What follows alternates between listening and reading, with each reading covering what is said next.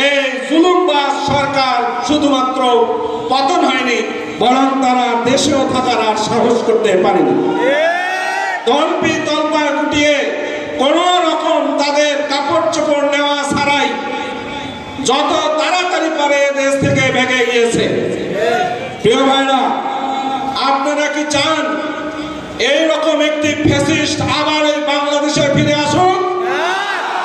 আপনারা কি চান এই ধরনের ফ্যাসিস্ট সরকার আরো বাংলাদেশে আসুন? আপনারা কি চান এইরকম সরকার আরো তৈরি হোক?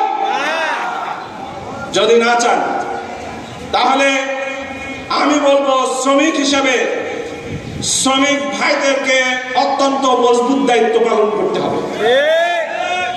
আমি জানি আমরা যখন দাওয়াতি কাজ করি, দাওয়াত দিয়ে যাই, শ্রমিক ভাইরা আমাদেরকে বলে আমরা রাজনীতির সাথে জড়িত নাই, কিন্তু আমি দেখি শ্রমিক ভাইরাই সবচাইতে বেশি রাজনীতির সাথে জড়িত।